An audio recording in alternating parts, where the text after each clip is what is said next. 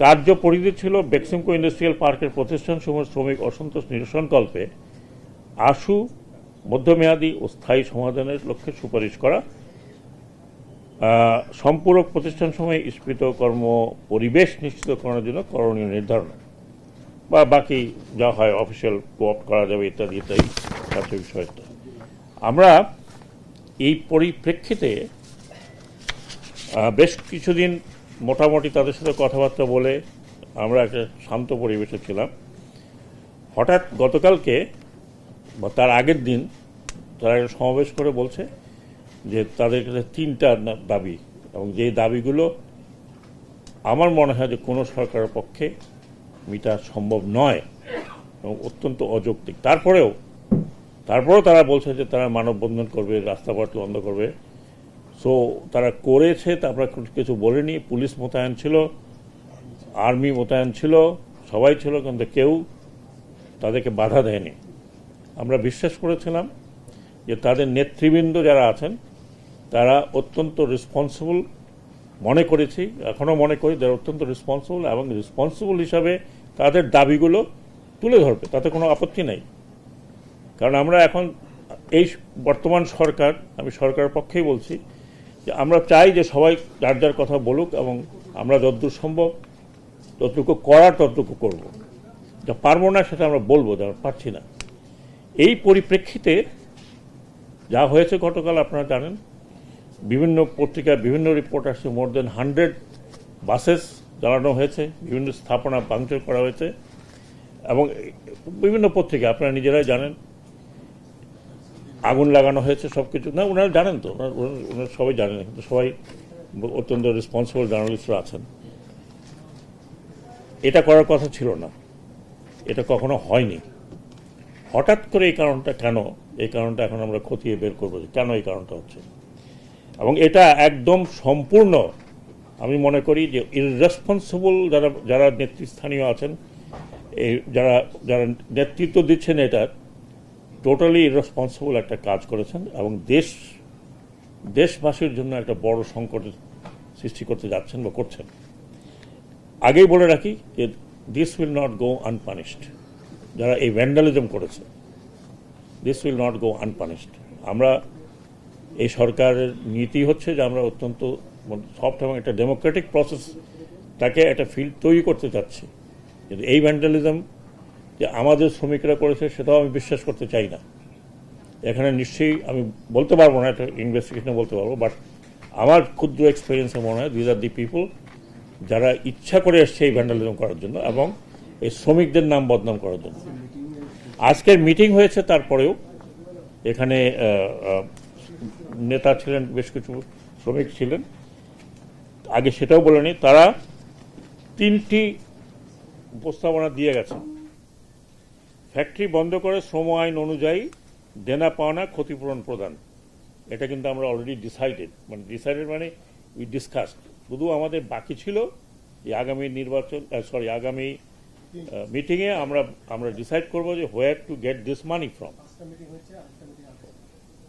Almost 500 crore, almost near আবার, যাতে সম্পূর্ণভাবে দেওয়া যায়। ইভেন সো আমরা এটাও আলোচনা করেছিলাম যে যখন এদেরকে নিলম্বিত করা হবে, তাদেরও লুক আফটার করার জন্য আমাদের উপদেষ্টা, স্পেশাল উপদেষ্টা উনি এখানে বসে আছেন, তিনি নিজে কথা বলেছেন ইপিজেড এর সাথে, তিনি অন্যান্য বিজিএমইএ, ভিডা সবার সাথে কথা বলছেন। উনি বলেছেন যে অনেককে অ্যাবজর্ব করা যাবে বিকজ দে ট্রেন্ড, এবং যারা উইলিং না আর কাজ করবো না তারা তাদের পাওনা নিয়ে চলে যাবে। কিন্তু বাকিরা যদি কাজ করতে চায়, যেহেতু তারা ট্রেন ম্যান পাওয়ার, অনেকের শর্ট আছে, তারা নেবে, অ্যাবজর্ব হবে। এই কয়েকটা বিষয় পার্টিকুলার আরএমজি ছাড়া বাকিগুলোতে তেমন কোনো প্রবলেম নেই। ছোটোখাটো প্রবলেম আছে, দ্যাট উই আর রিজলভিং। তার মানে হচ্ছে যে এই আরএমজি সেক্টরকে সম্পূর্ণভাবে একটা ক্ষতিগ্রস্ত করা, একটা ইমেজ বিদেশে তৈরি করা, যাতে বাংলাদেশের আরএমজি সেক্টর দুর্বল থাকে, এবং এটার সুযোগ কেউ না কেউ নেবে। আপনারা ভালো করে জানেন, এবং বাংলাদেশের আরএমজি সেক্টর অনেক কষ্ট করে তৈরি হয়েছে। অ্যাবাউট 40 years লেগেছে এই পর্যায়ে আসতে, যখন আমরা আরও হাইটে যাওয়ার চিন্তা করছিলাম, আরও আপ মার্কেটে যাওয়ার জন্য আমাদের ম্যানুফ্যাকচারার তৈরি হয়েছিল। যে কোনো দেশে, ইভেন আমেরিকাতেও শিল্প এবং শ্রমিক নিয়ে কিছু কিছু সমস্যা থাকেই। তো সেই জায়গাতে তবুও বাংলাদেশের ম্যানুফ্যাকচারদের আমরা সবসময় চাপ দিয়ে রাখছি। আমরা আইএলও কনভেনশন মোতাবেক শ্রমিক ভাইদের দেখাশোনা করতে যাচ্ছি। আমি এই 2 দিন থেকে আইএলও কনভেনশন নিয়ে বসে বসে আলাপ করছিলাম যে আরও কী করা যায়। অনেক জায়গায় আমি বলেছি শ্রমিকদের আরও কিছু বাড়াতে হবে, অন্যান্য ফ্যাসিলিটিস, এবং ওনারাই বলছেন আমার মন্ত্রণালয় যে স্যার আপনি এতখানি আগাচ্ছেন। Yes, they are our people, they are our kith and kin. এত কিছু করার পরেও আমরা দেখলাম যে কালকে একটা উদ্দেশ্য প্রণোদিতভাবে এই কাজটা করা হয়েছে, এবং লিডার্স যাদেরকে ভেবেছিলাম যে তারা লিডারশিপে আছে, they could not maintain the leadership. এবং ওনারা বলেছেন রাষ্ট্রায়ত্ত করে তাদেরকে চালানোর জন্য। এটা কিন্তু হয় না। রাষ্ট্রায়ত্ত যেগুলো আগে ছিল সেগুলো আরও বিরাষ্ট্রীয়করণ করা হয়েছে। রাষ্ট্র কখনো ব্যবসা বাণিজ্যের প্রতিষ্ঠান চালাতে পারে না। আপনারা দেখেছেন পাট শিল্পে কী হয়েছে, পাট বন্ধ, টেক্সটাইল বন্ধ, সব কিছু প্রাইভেট চলে গেছে। তারপরে বলে মার্জার করবেন, আপনি কার সাথে মার্জার করবেন? আমি যদি আপনাকে জিজ্ঞেস করি বলেন একটা কোম্পানি মার্জার করবেন, মার্জার করা যাবে? সেই ফ্যাক্টগুলো আমি এখন আপনাকে তুলে ধরছি। এটা ছিল তিনটার মধ্যে যেটাতে আমরা কাজ করছিলাম সেটা ছিল সব পাওনা দানা ক্ষতিপূরণ দিয়ে এটা বন্ধ করে দাও। এখন আপনাদের কিছু ফ্যাক্টস অ্যান্ড ফিগার্স দিচ্ছি, আপনারা জানেন, অনেক পত্রপত্রিকায় লিখেছেন, তারপরেও আমি এই সর্বসম্মতিক্রমে এটা এখন পড়ে শোনাচ্ছি। অলরেডি আমার উপদেষ্টা একজন দেখেছেন, আরেকজনের কাছে আছে। কোনো বড় ধরনের কোনো ডিসক্রিপেন্সি ওনারা আমাকে তুলে ধরেননি। এটা আমি একটু পড়ে করি। সাধারণত আপনারা জানেন যে আমার কোনো টেক্সট পড়ে কথা বলি না, বাট এটা বলতে হবে। গত 21 আপনাদের কাছে চলে যাবে এটা টেক্সট। গত 21শে জানুয়ারি 2025 তারিখে বেক্সিমকো ইন্ডাস্ট্রিয়াল পার্কের কর্মচারী ও শ্রমিকরা গাজীপুরের শ্রীপুর মায়ানগর মাঠে জমায়েত হয়ে লে অফ প্রত্যাহার করে ফ্যাক্টরি সমূহ খুলে দেওয়ার দাবি জানান। এর মধ্যে কিন্তু ওনারাই লে অফ করেছেন, মালিক পক্ষে এখন যারা আছে তারাই লে অফ করেছেন, এবং লে অফের টাকাটুকাও উই হ্যাভ অ্যারেঞ্জড। তারা ঘোষণা দেন 22শে জানুয়ারি বিকাল 3টার মধ্যে ফ্যাক্টরি খুলে না দিলে ঢাকা টাঙ্গাইল মহাসড়ক অবরোধ, শাটডাউন কর্মসূচি গ্রহণ করুন। খেয়াল করেন, অবরোধ এবং শাটডাউন, কিন্তু এখানে অবরোধও হয়নি, শাটডাউনও হয়নি। কি হয়েছে এটা আপনারা জানেন। বেক্সিমকোর কর্মকর্তা, কর্মচারী, শ্রমিক ও দেশবাসীর অবগতির জন্য আমি জানাচ্ছি, আমরা জানাচ্ছি যে বেক্সিমকো ইন্ডাস্ট্রিয়াল পার্কে মোট 32টি ফ্যাক্টরির মধ্যে 16টি ফ্যাক্টরির কোনো অস্তিত্বই নেই। আমি জানি না আপনারা জানেন কিনা, যদি আমি যা বলছি সেটা ফ্যাক্ট চেক করবেন। 16টি ফ্যাক্টরির কোনো অস্তিত্ব নেই, কিন্তু উক্ত 16 কোম্পানির বিপরীতে 12,000 কোটি টাকা ঋণ গ্রহণ করা হয়েছে। আবার রিপিট করছি, উক্ত 16টি ফ্যাক্টরি যার অস্তিত্ব নেই তার বিপরীতে 12,000 কোটি টাকা ঋণ গ্রহণ করা হয়েছে। 12টি ফ্যাক্টরির ম্যানেজমেন্ট কর্তৃক লে অফ করা হয়েছে, যা সরকারের কোনো সিদ্ধান্ত নয়। 3টি ফ্যাক্টরি বর্তমান চলমান রয়েছে। বেক্সিমকো ইন্ডাস্ট্রিয়াল পার্কে অবস্থিত 32টি ফ্যাক্টরির বিপরীতে, আবার নোট করেন, 29,925 কোটি টাকা সহ বেক্সিমকো লিমিটেডের মোট ব্যাংক ঋণ আজকে প্রায় 40,000 কোটি টাকারও বেশি। এটা হয়তো আর কয়েকদিন পরে আমরা আরো এক্সাক্ট ফিগারটা দিতে পারবো। এর মধ্যে শুধুমাত্র জনতা ব্যাংকের পাওনা 23,285.42 কোটি টাকা, হাজার কোটি টাকা। ম্যানেজমেন্ট অর্থাৎ মালিকরা এই অর্থ কোথায় নিয়ে গেছেন এটা আমরা এখনো বলতে পারবো না, বাট এই টাকা মনে করা হয় যে দেশের মধ্যে নেই, থাকলে হয়তো আমরা জানতে পারতাম। এবং এটা কিন্তু পাবলিক মানি, আপনাদের টাকা, জনগণের টাকা। এটা তার আর্ন টাকা নয়। বিভিন্ন সময় বিভিন্ন ব্যাংক থেকে তারা টাকা নিয়েছে, সেই টাকার পরিমাণ এতটুকু তো পেলাম, আর কোথা থেকে নিয়েছে, দুনিয়ার কোথা থেকে নিয়েছে সেটা আল্লাহ জানে। গণপ্রজাতন্ত্রী বাংলাদেশ সরকার বিগত 24 নভেম্বর 2024 তারিখে বেক্সিমকো ইন্ডাস্ট্রিয়াল পার্কের বিরাজমান পরিস্থিতির কারণে পারিপার্শ্বিক শিল্প স্থাপনাদি ও জনজীবনের সৃষ্ট অভিঘাত পর্যালোচনা ও তার প্রেক্ষিতে করণীয় ব্যবস্থার সুপারিশ প্রণয়নের জন্য, যেটা বললাম, 11 সদস্য বিশিষ্ট বেক্সিমকো ইন্ডাস্ট্রিয়াল পার্ক অনলি শিল্প প্রতিষ্ঠান শ্রম ও ব্যবসায় পরিস্থিতি পর্যালোচনা সংক্রান্ত উপদেষ্টা পরিষদ কমিটি গঠন করে, যেটা কথা আমি আগে আপনাদের পড়ে শোনালাম। ইতিমধ্যে উক্ত কমিটি 5টি সভা হয়েছে। 28 নভেম্বর 2024 তারিখে অনুষ্ঠিত প্রথম সভার সিদ্ধান্ত মোতাবেক জনতা ব্যাংক পিএলসি থেকে বেক্সিমকো ইন্ডাস্ট্রিয়াল পার্কের শ্রমিকদের 3 মাসের বকেয়া বেতন সংস্থান করা হয়েছে, যার পরিমাণ নিম্নরূপ। পড়ে শোনাচ্ছি। সেপ্টেম্বর 2024 মাসের বকেয়া বেতন 55 কোটি টাকা, নভেম্বর 2024 মাসের বকেয়ার বেতন 58.67 কোটি টাকা, ডিসেম্বর 2024 মাসের বকেয়া বেতন 49.76 কোটি টাকা। জানুয়ারি মাসের 2025-এর বেতন উপদেষ্টা পরিষদের অন্তর্বর্তী সিদ্ধান্তের আলোকে প্রদান করার প্রস্তুতি রয়েছে। আমরা এখনো বসেই আলোচনা করতে পারিনি। এছাড়াও আপৎকালীন পরিস্থিতি, তার মানে গভর্নমেন্ট এত কিছুর পরেও সরকার এতগুলো টাকা দিয়ে এই জানুয়ারি পর্যন্ত এসেছে। গভর্নমেন্টের টাকা মানে কি? আপনাদের টাকা, ট্যাক্সের টাকা। এটা তো সরকার অন্য কোথাও ব্যবহার করতে পারত, কিন্তু সরকারি ফান্ড থেকে দেওয়া হয়েছে। অনেক ক্ষেত্রে কিছু জায়গার থেকে, শ্রম মন্ত্রণালয় থেকেও কিছু সাপ্লিমেন্ট করা হয়েছে। আপনার এই দেশের মালিক আমরা না, এই দেশের মালিক সম্পূর্ণ জনগণ। যে কারণে জুলাই আগস্টে এত তরুণরা রক্ত দিয়েছে, এটা তাদের সম্পত্তি। ডিজাইন, এলিগেন্স, বিউটি, সেরা পণ্য সবার জন্য জেভিকো। এবং বর্তমান অন্তর্বর্তীকালীন সরকার পরিপূর্ণভাবে জনগণের স্বার্থ রক্ষার অঙ্গীকারবদ্ধ। আমরা অনেক সফট হয়েছি, নো মোর। আমাদেরকে দোষ দেবেন না। আচ্ছা, বলতেছি, এই সরকার সমষ্টিগতভাবে জনগণের স্বার্থকে অগ্রগণ্য বলে মনে করে। আমরা দিন রাত আমাদের ক্যাপাসিটিতে, আপনাদের কাছে হয়তো প্রশ্নবিদ্ধ হতে পারে আমাদের ক্যাপাসিটি কতখানি, ততটুকু সম্ভব করা হচ্ছে।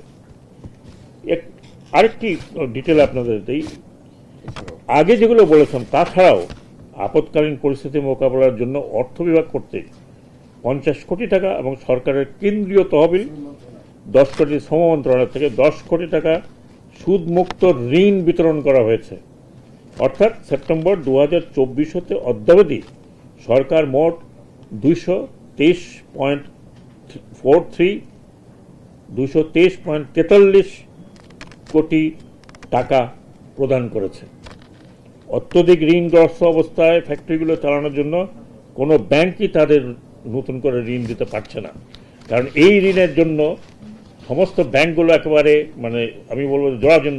আপনারা জানেন 1 লাখ টাকা উঠে দিয়ে গেলেও আপনাদের কাছে প্রশ্ন করে দিব কি দিব না। অনেক ব্যাংক বলে ভাই দিতে পারবো না। কারণগুলো আপনারা দেখে রাখেন, শুধু একটা সেক্টর, বাকিগুলো তো বাদই দিলাম। মহামান্য হাইকোর্ট বিভাগে চলমান রিট মামলায় ইতিমধ্যে বাংলাদেশ ব্যাংকের প্যানেল আইনজীবী পরিবর্তন করা হয়েছে। অ্যাটর্নি জেনারেলের সাথে আলোচনা করে একজন দক্ষ আইনজীবী নিয়োগ করা হয়েছে। এই বেক্সিমকো গ্রুপের তালিকাভুক্ত কোম্পানি হিসেবে স্বতন্ত্র পরিচালক নিয়োগ করার জন্য, যেটা করেছি।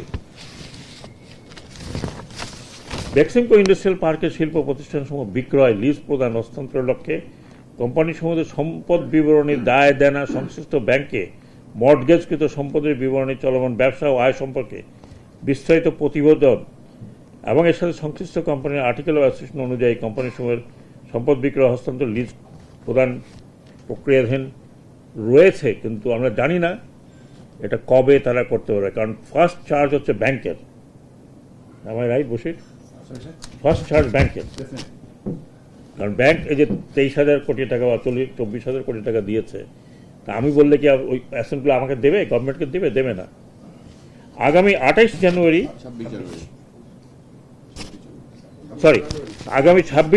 2025 তারিখে বেক্সিমকো ইন্ডাস্ট্রিয়াল পার্কের চলমান আর্থিক সংকট নিরসন লক্ষ্যে শ্রম ও কর্মসংস্থানের সচিবের সভাপতিত্বে সংশ্লিষ্ট মন্ত্রণালয়ের কর্মকর্তাগণ, ঋণ প্রদানকারী ব্যাংক ও আর্থিক প্রতিষ্ঠানের একটি সভা আয়োজন করা হচ্ছে to find out exactly how much money they have given, কত বন্ধকির এগেনস্টে। আমরা যতটুকু জানি বন্ধকি নাকি একবার বলেছেন যে 1000+। আমি জানি না, সেজন্য আমরা বলেছি আবার নতুন করে দেখার জন্য। 1000 কোটি টাকার প্লাস বা 1200 কোটি টাকার এগেনস্টে যদি 40,000 কোটি দিয়ে থাকে, তাহলে সেই সব ব্যাংকের কি হবে এটা আপনারা ভালো করে জানেন। আগামী 28 জানুয়ারি এইটা নিয়ে পর্যালোচনা হবে, দায় দেনা। সেটা আমাদের যেটা মিটিংটা বললাম, সরকার শ্রমিকদের ন্যায্য পাওনা পরিশোধের আমরা সর্বদাই সজাগ। তাদের অধিকার নিশ্চিত করতে উপদেষ্টা কমিটি সর্বোচ্চ সোচ্চার। যে আপনি দেখতে পারেন যে উপদেষ্টা কমিটির মধ্যে কত পাওয়ারফুল একটা কমিটি তৈরি করা হয়েছে একটা ইন্ডাস্ট্রিয়াল পার্কের জন্য। আমরা শ্রমিকদের বাস্তবতা জানি, তার দুঃখ কষ্ট জানি, কিন্তু এটা সরকারের কি কতখানি দায়ী, আমরা এই সরকার, বিগত সরকারের কথা আমি বলছি, এই সরকার কতখানি দায়ী। যা হয়েছে আপনারা ভালো করে জানেন। লুটপাট, এই লুটপাটের একটা চিত্র দেখালাম মাত্র, বাকি চিত্র তো আমার কাছে নেই, অন্যান্য যারা উপদেষ্টা আছেন তাদের কাছে আছে। আমি রিকোয়েস্ট করব, আমি আমাদের শ্রমিক ভাইদের রিকোয়েস্ট করব যে আমরা আপনাদের সমস্ত সমস্যা নিয়ে কিন্তু প্রতিদিন বসছি। কালকে আমি নিজেও বসেছি, তার আগের দিনও বসেছি, কারণ আমরা আইএলও এবং অন্যান্যদের কাছে অঙ্গীকারবদ্ধ যে শ্রমিকের সুবিধাদি ইন্টারন্যাশনাল স্ট্যান্ডার্ড মোতাবেক যা হয় অন্তত সেইটুকু আমরা দেওয়ার চেষ্টা করছি। এবং এতে অন্তত আমি এবং শ্রম মন্ত্রণালয় আমরা কোনো কার্পণ্য করব না যদি শ্রমিকরা মনে করে। এখন প্রায় শেষ করে আসছি। ভাঙচুর, অগ্নিসংযোগ এর সাথে যারা জড়িত ছিলেন তাদের বিরুদ্ধে আইনানুগ ব্যবস্থা অবশ্যই গ্রহণ করা হবে, আজকে না হোক, কালকে না হোক, পরশু না হোক। কারণ এইভাবে তো আমরা চালাতে চাই না বা পারবো না। জনগণের সম্পত্তি নষ্ট করা হবে in the name of industrial বন্ধ হয়ে গেছে, এটা হয়ে গেছে। একটা যেইটা তিনটা আমি বললাম, আমরা কিন্তু একটা ইন প্রিন্সিপাল এগ্রি করেছিলাম, যে এখনও করেছি, যে এটা সম্পূর্ণভাবে বন্ধ করে সবার যে দায়ের জন্য পরিশোধ করে তাদেরকে অ্যাবজর্ব করার যতখানি প্রচেষ্টা হবে, শ্রম মন্ত্রণালয় এবং অন্যান্য মন্ত্রণালয়, এখানে কমার্স উপদেষ্টাও আছেন, তিনিও বলেছেন যতদূর সম্ভব যাদের কারণ এটা skill labour, they have worked, তো তাদেরকে অ্যাবজর্ব করার আমরা চেষ্টা করছি।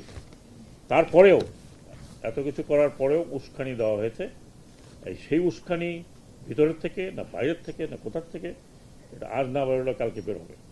আর আমি আবার বলছি, আমাদের একটা প্রাইম ইন্ডাস্ট্রি, এই ইন্ডাস্ট্রিকে ক্ষতিগ্রস্ত করার জন্য এখন অনেক ফোর্সেস আর ওয়ার্কিং। আমি যদি আপনারা ডিটেল চান, এখানে পুরা দেওয়া আছে জনতা ব্যাংক থেকে একেবারে সমস্ত ক্রেডিট টোটাল 29,925 কোটি টাকা শুধুমাত্র টেক্সটাইল অফ বেক্সিমকো। তাহলে আপনারা বোঝেন যে আমি ডিটেল দিলাম এই কারণে যাতে আপনারা এই ডিটেলটা জানতে পারেন আর জনগণকে জানাতে পারেন ইট ইজ দেয়ার মানি, তাদের টাকা লুট করা হয়েছে। এবং যেই কারণে এখন এটা বন্ধ আছে, সরকারের কোনো এমন কোনো ইয়ে নাই যে বন্ধ করে দিয়ে আমরা অত্যন্ত আনন্দিত হব, বরং বন্ধ না করতে পারলে, এটা যদি চালাইতে পারতাম তাহলে হয়তো আমরা আরও ভালোভাবে এই আর্নিংটা পেতাম। কিন্তু এই পুরাটা আপনারা দেখেছেন যে ভুয়া ইয়েদের এটা তৈরি করা হয়েছে যাতে এই টাকাটা লুট করতে পারে। আই এম শিওর যে এই অবস্থা যদি চলতে থাকে আর চলতে দেওয়া যায়, তাহলে আমরা অন্তর্বর্তীকালীন কেন, পরবর্তীতে পার্মানেন্ট সরকারের পক্ষে এটা সবচেয়ে বড় সমস্যা হয়ে দাঁড়াবে। এইটুকু লুটপাট তো চোখের সামনে লুটপাট হবে আর কেউ কিছু বলবেন, এটা তো হতে পারে না। দিস ইজ ইয়োর মানি, আপনাদের টাকা, আপনাদের পকেটের টাকা, আপনাদের কর দেওয়ার টাকা, আপনাদের কষ্ট পরিশ্রম করার টাকা। আজকে আমরা প্রায় বলি যে জিনিসপত্রের দাম বাড়ছে, এটা বেড়েছে, ওটা বেড়েছে। আপনারা এইটুকু শুধু বোঝেন, আমি একটা সেক্টরের কথা বললাম, এরকম আরও অনেক সেক্টর আছে, সেগুলো আমার কাছে নাই, হয়তো কমার্স মিনিস্ট্রিতে আছে, অন্য মিনিস্ট্রিতে আছে, যেখানে এই ধরনের লুটপাট হয়েছে। But this is one of the largest লুট অফ দ্য ব্যাংক। আমাকে যদি জিজ্ঞেস করেন তাহলে আমি এটাই টানব, লুট অফ দ্য ব্যাংক। এটার সাথে কি শুধুমাত্র ওরাই জড়িত ছিল? যে আমাদের কমার্স উপদেষ্টা মনে করেন সেকেন্ড লার্জেস্ট, এদের ফার্স্ট লার্জেস্ট বলি এই কারণে এই শুরু করছে, তো বাকিরা পরে তাদেরকে ফলো করে পলিটিক্যালি লার্জেস্ট। হাওয়ার এটা আমি হাসছি দুঃখের সাথে হাসছি, and I'm fuming inside. কিছু করার নেই, কিছু করতে পারছি না, আইনের মধ্যে আটকা পড়া আছে। তো এইটা হলো মোটামুটি। আমি আবার শেষে বলবো, ধন্যবাদ জানাবো আমাদের অন্যান্য উপদেষ্টাদেরকে। আমার তরফ থেকে আমি মনে করি যে আমরা শ্রম মন্ত্রণালয় থেকে চেষ্টা করছি যে যতদূর সম্ভব দেশের শ্রম আইন লাগু থাকুক, যাতে শ্রমিকদের ভালো উন্নতি হয়, শ্রমিকরা তাদের প্রাপ্য যাতে পায়। আমরা এটাও অ্যাসিওর করছি শ্রমিকদের একেবারে টোটালি বন্ধ করা ছাড়া কোনো আমাদের উপায় নেই। এটা ওনারা যাই বলুক, সরকার চালাতে পারবে না। আবার তারা বলে তারা চালাবে, তারা টাকা কোথা থেকে পাবে, কিভাবে পাবে, উই ডোন্ট নো। বাট আমাদের কাছ থেকে এটা আমরা মোটামুটি in principal we have agreed. আমি এতক্ষণ কথা বললাম, আমার পাশে স্বরাষ্ট্র উপদেষ্টা আছেন, তার পাশে কমার্স উপদেষ্টা আছেন, ওনারা যদি কিছু অ্যাড করতে চান তাহলে বলতে পারেন। আমি আমার তরফ থেকে শ্রম মন্ত্রণালয় এবং এই কমিটির আহ্বায়ক হিসাবে এটা উপস্থাপন করলাম আপনাদের কাছে। প্লিজ জানবেন একটু প্রশ্ন, একটু ধৈর্য ধরেন। আচ্ছা, কিছু না বলার না থাকলে আমরা স্যারের কাছ থেকে যেসব বক্তব্যটা শুনলাম, আমি জাস্ট অ্যাজ কমার্স অ্যাডভাইজার আমি কিছু জিনিস শুধু একটু আলোচনা করতে চাই। সেটা হচ্ছে যে 5ই আগস্টের পরে যখন এই সমস্যাটার উদ্ভব হয়, তখন আমাকে বলা হয় যে বেক্সিমকোকে কিভাবে যেন আবার পুনরায় চালু করা যায়, তার একটা প্রচেষ্টা স্বরূপ আমি বেক্সিমকোর যে বর্তমান ম্যানেজিং ডিরেক্টর মিস্টার ওকাস চৌধুরীর সাথে আমি ব্যক্তিগতভাবে বসেছি। ওনার যে আর্থিক বিবরণী সেটা নিয়ে আমি বিশ্লেষণ করেছি এবং ওনার আর্থিক বিবরণীতে এটা স্পষ্ট যে ওনার কাছে এই মুহূর্তে 7,500 কোটি টাকার চলতি সম্পদ আছে। একটা প্রতিষ্ঠানে যদি 7,500 কোটি টাকার চলতি সম্পদ থাকে, তার 60 কোটি টাকা বেতন দেওয়া তো একটা সেকেন্ডের ব্যাপার, কারণ এটা মাত্র চলতি সম্পদ, স্থায়ী সম্পদ নয়। স্থায়ী সম্পদ তো ভিন্ন জিনিস। চলতি সম্পদ is in most cases very liquid. এবং যে দাবিটা জানানো হচ্ছিল যে ব্যাংকিং ফ্যাসিলিটি দেওয়া হচ্ছে না, এলসি খুলে দেওয়া হচ্ছে না, তো যে প্রতিষ্ঠানে 7,500 কোটি টাকার চলতি সম্পদ থাকে তার এলসিও লাগে না, তার ব্যাংকিং ফ্যাসিলিটিরও কোনো প্রয়োজন হওয়ার কথা না। যদি আপনারা আর্থিক বিবরণী বিশ্লেষণ করেন তাহলে এটা আপনাদের সকলের কাছে স্পষ্টভাবে প্রতীয়মান হবে। তারপরেও আমি ব্যক্তিগতভাবে ওনাদেরকে বলেছিলাম, ওই মুহূর্তে আমি জানতাম যে ওনাদের 23,000 কোটি টাকার দায় আছে। এর বেশি পরবর্তীতে যেটা বাংলাদেশ ব্যাংক কর্তৃক মাননীয় হাইকোর্টে সাবমিট করা হয় যে প্রায় 50,000 কোটি টাকা আমাদের এই মুহূর্ত পর্যন্ত আমাদের জানা দায় আছে। সো ওর পরিপ্রেক্ষিতে আমরা যখন আমি ওই 23,000 কোটি টাকা ধরে নিয়েই চেষ্টা করেছিলাম যেন প্রতিষ্ঠানটা কোনো রকমে চালু হয়। So the government was very very sincere, very interested to resume that factory, because এটা একটা জাতীয় সম্পদ। এখানে বহু সংখ্যক শ্রমিক নিয়োজিত আছে, দেশের রপ্তানি আয়ের একটা প্রাসঙ্গিক বিষয় রয়েছে।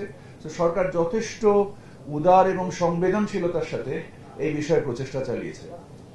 যখন সরকার সেই ক্ষেত্রে সফলতা পাননি, কোনো সহযোগিতা পাননি, বিন্দুমাত্র সহযোগিতা পাননি, তখন সরকার বাধ্য হয়ে এখানে প্রশাসক নিয়োগ করেছেন ব্যবস্থাপনা কাঠামোকে তারপরেও চালিয়ে নেওয়ার জন্য। এবং প্রশাসক মহোদয়কে কোনো রকম সাহায্য করা হয়নি। বিভিন্নভাবে বলা হয়েছে যে লয়ারের নিষেধ আছে কোনো তথ্য শেয়ার করার জন্য, এবং এই পরিপ্রেক্ষিতে কোনো ধরনের ব্যবস্থাপনামূলক ব্যবস্থাও নেওয়া যায়নি। এই নিদারুণ অসহযোগিতার কারণে এটা যে হাই পাওয়ার কাউন্সিল যে কাজ করেছে তাদের জন্য বিভিন্ন রকমের মানে সিদ্ধান্ত নেওয়াটা বড়ই জটিল বিষয় হিসেবে উপনীত হয়েছিল। এরপরেও সরকার তার দায়িত্বের জায়গা থেকে প্রতি মাসে প্রায় 60 কোটি টাকা করে বেতন দিয়ে গিয়েছে, যা বাংলাদেশের ইতিহাসে নেই। বাংলাদেশের ইতিহাসে সম্ভবত এটাই প্রথম। এই দায়, এই টাকা সংস্থান করতে যে শ্রম মন্ত্রণালয় এবং অর্থ মন্ত্রণালয়কে যে কি নিদারুণ পরিশ্রম করতে হয়েছে, কারণ এই টাকার তো দায় কাউকে না কাউকে নিতে হবে। এই দায় নেওয়ার ক্ষেত্রে মানে যথেষ্ট পরিশ্রমের মাধ্যমে আমি অর্থ উপদেষ্টা মহোদয়কে দেখেছি যে কিভাবে উনি ব্যাংকের মাধ্যমে এই টাকার সংস্থান করেছেন। যথেষ্ট জটিল ছিল বিষয়টা, আমি সেটা স্মরণ করতে চাই। আমরা এই যে গতকালকে যে মায়ানগরের যে অনুষ্ঠানটা হলো, এই মায়ানগর হচ্ছে বেক্সিমকোর একটি হাউজিং প্রকল্প। এই হাউজিং প্রকল্পের আন্ডারে মাত্র এই 5ই আগস্টের 3 মাস আগেই ওনারা আইএফআইসি ব্যাংকের মাধ্যমে আমার বন্ডে 4,000 কোটি টাকা তুলেছেন। মাত্র 3 মাস আগে এই 4,000 কোটি টাকা গেল। মানে এটা একটা অবাক বিষয়। টাকা কোথায়? Where is money? আপনারা যারা বন্ড কিনেছেন, আপনারা যারা এই ক্ষেত্রে বিনিয়োগ করেছেন, এবং এই যে মানে মানে এই প্রাসঙ্গিক বিষয়গুলো চলে আসছে, আমরা এই প্রতিষ্ঠান যখন মানে সমস্ত প্রচেষ্টা একটার পর একটা যখন অসহযোগিতার জন্য আগাতে পারছিলাম না, আমরা এই শ্রমিকদের কর্মসংস্থান সৃষ্টির উদ্দেশ্যে, যেটা আমার পূর্বের কলিগরা বলে গেলেন, যে কর্মসংস্থান সৃষ্টির উদ্দেশ্যে ইন্ডাস্ট্রির যারা অংশীজন আছে তাদের সকলের সাথে পরামর্শ করে আমরা চেয়েছি যে তারা যেন আত্মীকরণ হয়ে যায় বিভিন্ন প্রতিষ্ঠান, এবং বিভিন্ন প্রতিষ্ঠান এই বিষয়ে যথেষ্ট আগ্রহ দেখিয়েছেন। কিন্তু ওনারা আইনগতভাবে ওনাদেরকে সেপারেশন করতে চেয়েছেন, যে একটা মানে তারা যেন ওই প্রতিষ্ঠানের আর মানে কর্মী বাহিনী নয়, এরকম একটা আইনি কাঠামোর ভিত্তিতে তারা নিতে চেয়েছে। এবং ওই কাঠামো দেওয়ার জন্য আমরা মানে সামগ্রিকভাবে উপদেষ্টা পরিষদ এবং বিশাল সরকারি টিম একসাথে নিয়োজিত হয়ে নিরলসভাবে পরিশ্রম করে যাচ্ছে। এর পরিপ্রেক্ষিতে এই ধরনের দুর্যোগপূর্ণ মানে ঘটনা ঘটানো হচ্ছে, এবং ফৌজদারি বিধি লঙ্ঘন করে বিভিন্ন ধরনের সম্পদ, সরকারি এবং ব্যক্তিগত সম্পদ, এবং যে ধ্বংসাত্মকমূলক কর্মকাণ্ড চালানো হচ্ছে, এর বিনিময়ে দেশের শ্রম সমাজের অসম্মানিত করা হচ্ছে, দেশের গার্মেন্টস শিল্পকে করা হচ্ছে, এবং সর্বোপরি দেশকে করা হচ্ছে। তো আমার মনে হয় যে আজকে যে বিষয়গুলো আপনারা জানলেন এবং শুনলেন, এর পরিপ্রেক্ষিতে আপনারা, এবং এমনকি যে এই যে বেক্সিমকোতে 40,000 শ্রমিক বলা হচ্ছে, আমাদের একটা প্রাথমিক তদন্তে আমরা প্রায় 40% লোকের কোনো বাস্তবতা পাইনি। সো আমরা এটা একদম একেবারেই প্রাথমিক। সো অনেক তথ্য তৈরি করা হচ্ছে উত্তেজনা সৃষ্টি করার উদ্দেশ্যে, এবং এই উত্তেজনার ক্ষেত্রে আপনারা যারা মিডিয়াতে কাজ করেন, আপনারা অনুসন্ধানী সাংবাদিকতা করে প্রকৃত সত্যকে উদ্ঘাটিত করবেন এবং দেশকে সাহায্য করবেন বলে আশা রাখি। আসসালামু আলাইকুম। ওকে,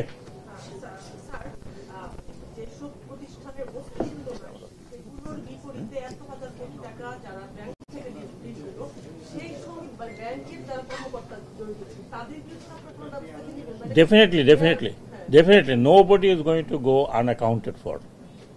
Nobody is going to go unaccounted for. আমি আপনাকে অন্তত আমার তরফ থেকে এটুকু বলতে পারি, আমরা 3 জন এখানে উপস্থিত আছি। 4 জন স্যার।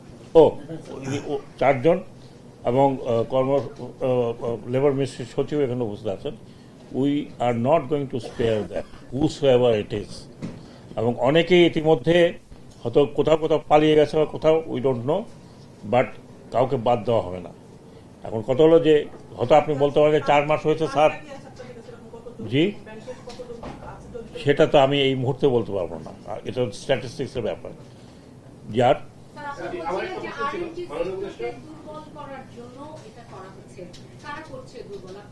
আপনারা আপনি খুঁজে বের করেন।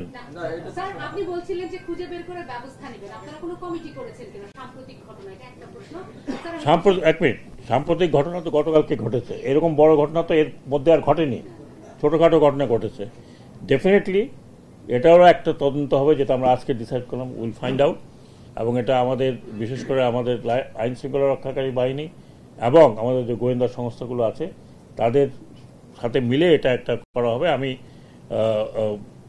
স্বরাষ্ট্র উপদেষ্টাকে অনুরোধ করব যে এই বিষয়ে উনি নিশ্চয়ই দেখবেন। আপনারা জানেন উনি অত্যন্ত কর্মতৎপর মানুষ। হয়তো কালকেই আপনারা শুনবেন যে এই ধরনের একটা কোনো কিছু হচ্ছে যেখানে ইনভেস্টিগেশন। পেলেই খুব জানতে ইচ্ছে করে আমার। আমি তো আপনার কাছে জানতে চাই যে এই ধরনের ঘটনা ঘটছে, এই অন্তর্বর্তী সরকার দায়িত্ব নেওয়ার পর আমরা গার্মেন্টসে দেখেছি এক ধরনের লস। না, আমার মনে হয় কি আপনারা ইন্টেলিজেন্সের কাছে কোনো রিপোর্ট ছিল কিনা স্যার, এরকম কোনো তথ্য ছিল কিনা? আচ্ছা শুনেন, এগুলো আপনারা জানতে পারবেন, উইল লেট ইউ নো। একটা বিষয় ডিভিশনের আর্মি কাজ করছে, ইন্ডাস্ট্রিয়াল আচ্ছা, একটা বিষয় হলো যে বলা হলো 40,000 শ্রমিকের কথা, যে 50% নেই, 40%, 40%, যদিও 27,000 পেয়েছি না, 27,000 which is 40% less. আচ্ছা, 25,000 হোক বা 27,000 হোক, এই শ্রমিকরা যদি লে অফ হয় তাদের কর্মসংস্থানের আপনার উদ্যোগ, কিন্তু মার্কেটে এই পরিমাণ জব কি আছে? অবশ্যই আছে।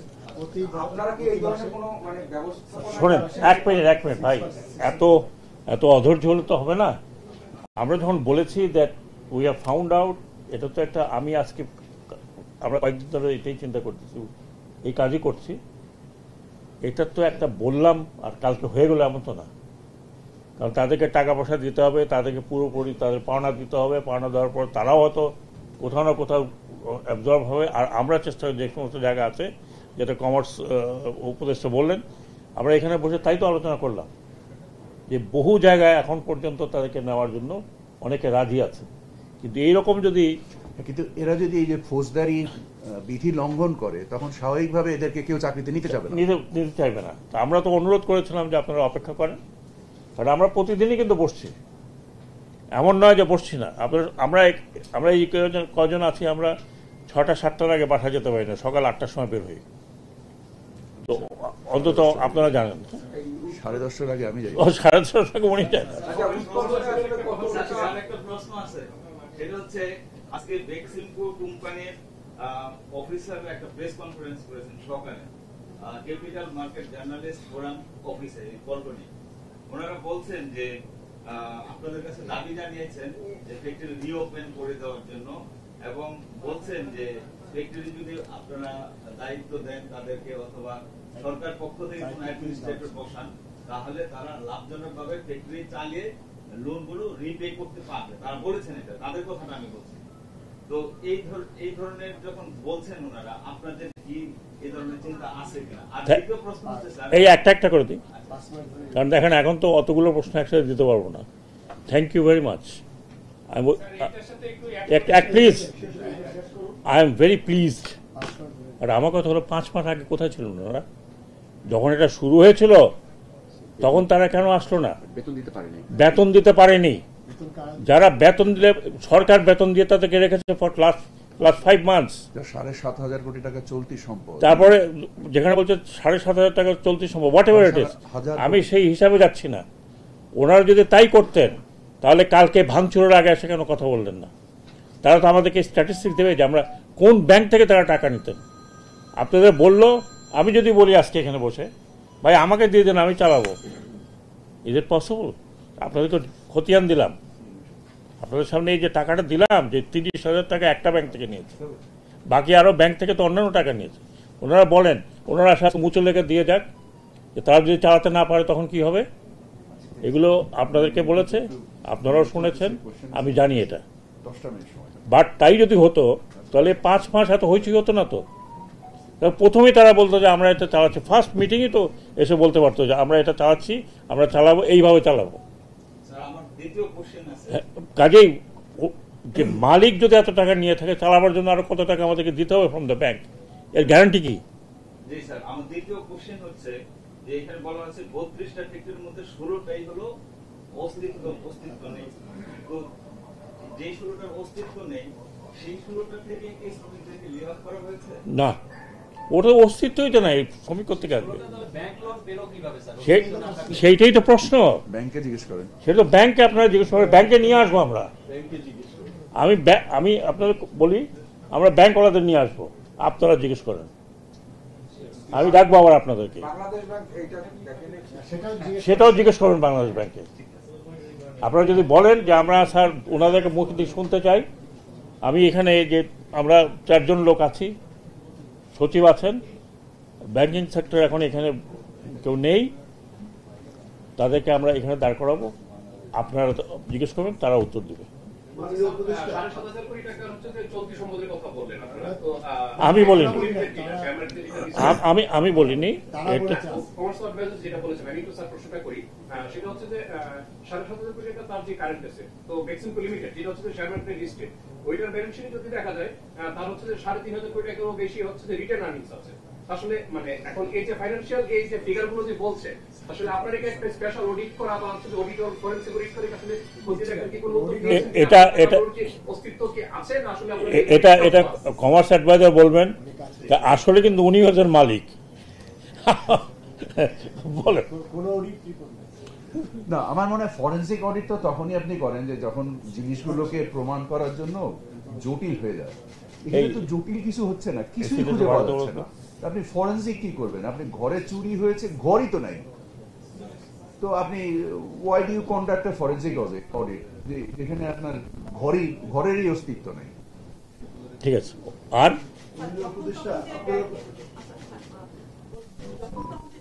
একবার তো হয়ে গেছে, আর কত ভাই?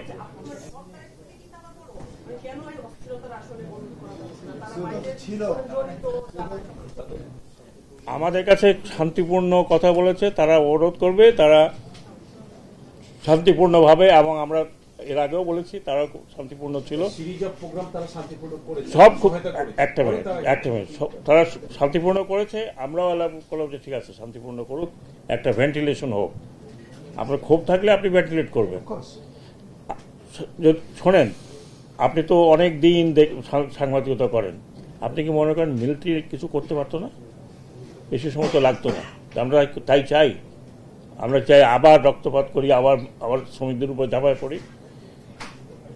চরম ধৈর্য দেখানো হয়েছে, কিন্তু সেই ধৈর্যের মর্যাদা তারা রাখেনি। কালকে মিটিংয়ের সময় এই সচিব কথা বলেছেন, তখন তারা বলেছে যে আমরা আপনাদের সাথে কথা বলবো শান্তিপূর্ণভাবে। আজকে তারা এসে কথা বলেছে, যেটা আমি বললাম যে 3টাই কথা বলেছে, এবং যিনি ডাক দিয়েছেন তিনিও এসেছিলেন, ওই নেত্রীও এসেছিলেন। তো এটা তো আমরা সবসময়, আমরা তো কারো গায়ে হাত দেওয়া হয়নি এই পর্যন্ত, হয়েছে। কিন্তু এখন তো আমরা দেখছি যে এটাই হতো আমাদের উইকনেস। পুলিশ আহত হয়েছে, কিন্তু অনেক পুলিশ আহত হয়েছে, আপনার ছবিও দেখছেন। পুলিশ আহত, পুলিশকে মারছে, ইভেন সেনাবাহিনীর গাড়ি পর্যন্ত জ্বালিয়েছে। আপনি কি মনে করেন যে সেনাবাহিনীর গাড়ি জ্বালাবে আর সেনাবাহিনী চুপচাপ বসে থাকবে? Just because we have said no action. আমরা চাই না যে বিগত সময় যা হয়েছে তাই, কিন্তু এটা যদি কেউ উইকনেস ধরে থাকে তাহলে আমি জানি না, আই এম সরি। আমরা এখানে এটাই হাই পাওয়ার্ড, এবং আমরা এটাই আমাদের প্রধান উপদেষ্টাকে, উনি যখন ফিরবেন তখন ওনাকে বলবো যে দিস ফার নো ফার্দার। কি দিয়ে তাও সাজেস্ট আপনি বলেন। বায়ার আসতে পারবে না এই কারণে যে এই সম্পদের ইয়েটা কে নিবে, লাইবিলিটিস কে নিবে। প্লাস এই ধরনের ঘটনা ঘটায় বায়ারকেও বিমুখ করে দেওয়া হচ্ছে। হ্যাঁ, এই এটা হচ্ছে জাতীয় সম্পদ এবং দেশের অর্থনীতিতে একটু বড় ধরনের অবদান রেখেছে, মাননীয় বাণিজ্য উপদেষ্টা বলেন এখন।